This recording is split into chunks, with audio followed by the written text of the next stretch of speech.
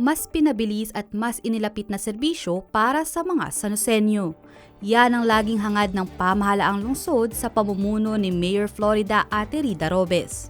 Kaya naman kasabay ng 31st founding anniversary ng PhilHealth, opisyal nang binuksan ang PhilHealth Express sa lungsod ng San Jose del Monte, kung saan ginawang mas accessible ang mga serbisyong hatid nito sa mga kababayan nating Sanosenyo. Magpaparegister po ako para po sa panganganak po at saka sa mga anak ko po. Pakatulog po kasi mababawasan po yung isipin po namin sa bayarin po. Siyempre, in case of emergency, hindi naman parating may pera para magamit namin ng tama. Maganda kasi mas malapit, hindi naglalayo kung saan-saan. Hindi na rin masyadong madaming pila, hindi kagaya noon.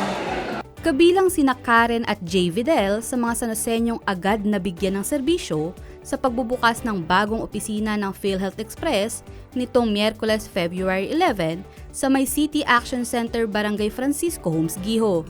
Nanguna sa pagbabasbas na kanilang magsisilbing bagong tahanan ay si Reverend Father Jojo Santos, habang pinangunahan naman ni Mayor Ate Rida Robes ang ceremonial ribbon cutting kasama sina City Health Officer Dr. Rosel Tolentino, PhilHealth Regional Vice President Attorney Emily Roque, at PhilHealth Regional Office 3B Branch Manager Arlan Granali. Isa po itong PhilHealth Express na makakatulong para po ang bawat Sanosenyo po ay mapabilis kung anuman pang mga health services na pwedeng ibigay ng PhilHealth. At isa na nga po yan ang pagpapamiyembro, ang pagpapa-update, and of course, ang pagpapa-register po sa PhilHealth Yakap. At tayo po ay proud to say na ang lahat po ng ating mga city health centers kasama ang mga barangay health stations for the public health system ay accredited na po ng PhilHealth Yakap. Sa patuloy na pagkakaisa ng pamahalaang lungsod at ng PhilHealth na magbigay ng mas accessible at mas mabilis na transaksyon sa mga serbisyong hatid nito, ay nasisigurong ang kalusugan ng bawat Sanosenyo ay protektado at sigurado. Kabilang dito ay ang PhilHealth Yakap o Yaman ng Kalusugan Program na maaaring magamit sa pagpapacheck-up, laboratory, cancer screening at gamot. Ito sa ating PhilHealth Express, no, lahat ng ating serbisyo na makakamtan, no, like for example itong kung tayo ay hindi pa rehistrado. One of the reasons, no, na kailangan itong ating serbisyo ng ating PhilHealth Express, pumunta tayo para po tayo magparehistro. Okay, number 1 yan. Number 2, para magkaroon ng member data record, MDR. No? At iba naman, papa-update ng kanilang membership. No? Yung iba, yung kategory nila, baka nag-change na sila. Yung iba, walang trabaho, nagkaroon ng trabaho. Or may trabaho, wala ng trabaho. No? Yung iba, meron ng asawa. No? So i-change natin kanilang category. No? Another one also, dito rin, pwede rin tumulong with regards sa ating programa ng Yakap, no? Kung saan sila magpapasay. No? So pwede pa dito sa opisina ng PhilHealth Express ay magbigay tulong sa ating mga mamamayan dito po sa San Jose del Monte. Ayan, ginawa itong Yakap program na ito.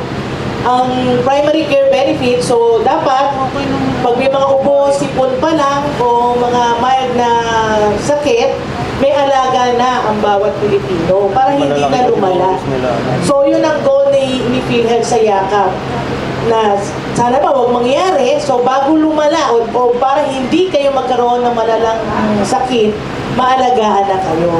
So ang kailangan lang po, magparehistro kayo. So meron tayo doon sa Yakap Clinics 21 na gamot. Makukuha nyo doon mismo, no, sa Yakap na accredited clinics natin. No? Pagpunta nyo doon, na first patient encounter na kayo, kailangan lang po na matignan kayo, huwag kayong matakot na magpatingin sa mga doktor. Katuwang ang PhilHealth, ang serbisyong pangkalusugan ay kayang-kaya nang makamit lalo na sa panahon ng pangangailangan. Kaya naman labis ang tuwa ni Mayor Ate Rida na sa pamamagitan ng PhilHealth Express ay naihahatid ang mainit at mahigpit na yakap ng pagkalinga para sa kanilang kalusugan. Ang PhilHealth Yakap po ay talaga nagbibigay buhay sa bawat misyon. Bakit misyon? Marami pong pwedeng magbigay ng medical mission, pero i-cover ito ng PhilHealth. In return, ang ating lokal na pamahalaan ay magkakaroon ng benepisyo sa pamamagitan ng collection. At ang collection na ito ay mapapagawang health, clinics, hospitals, and an additional with that, makiklear natin lahat ng patients. Meaning to say, kung ikaw ay isang ordinaryong mamamayan at mahirap ka, pag ikaw ay miyembro ng PhilHealth, basta ikaw ay magpa-register, no? Kaya lahat ng mga kapitano, health managers, I am encouraging you na maparehistro ninyo ang inyong mga kapitbahay, pamilya, lahat.